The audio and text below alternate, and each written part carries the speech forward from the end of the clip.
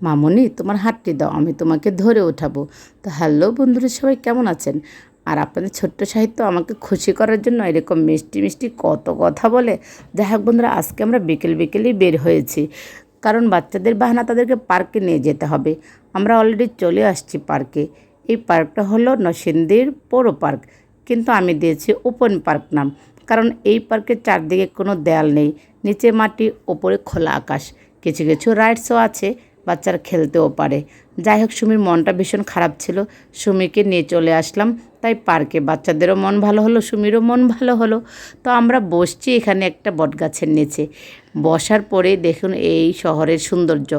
পাশ দিয়ে যাচ্ছে ট্রেন, মনে হচ্ছে না একদম রাতের জোনাকি পাখিগুলো মিটমিট করে জ্বলছে। আমি আসলে এই সৌন্দর্যটা উপভোগ করার জন্যেই আমি মাঝে মধ্যে এই পার্কে চলে যাই সন্ধ্যার পরে।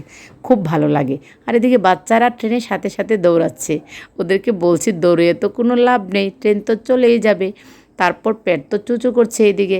খালাকে কি বললাম, খালা তোমার কাছে যত ধরনের ঝাল আছে ঝাল দিয়ে আমাদের ফুচকা দাও। খালা তো বললো আজকে তোমাদের এমন ঝাল খাওয়াবো একদম চোখের পানি নাকের পানি এক হয়ে যাবে। বললাম ঠিক আছে। আসলো যখন, তারপরে দেখলাম ট্রেনের পর ট্রেন যাচ্ছে, খাবো কী করে? ট্রেন তো দেখেই আমরা মুগ্ধ হয়ে যাচ্ছি।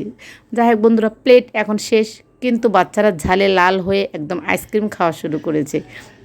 তারপর এদিকে সুমি বলল, দিদি আরও ফুচকা খাবো ঝাল ঝাল করে। এই হলো মেয়েদের বিশেষত, ঝাল খেলেও ঝাল আর হয় না। বাইরে গেলে কেন যে এত ঝাল খেতে ইচ্ছে করে।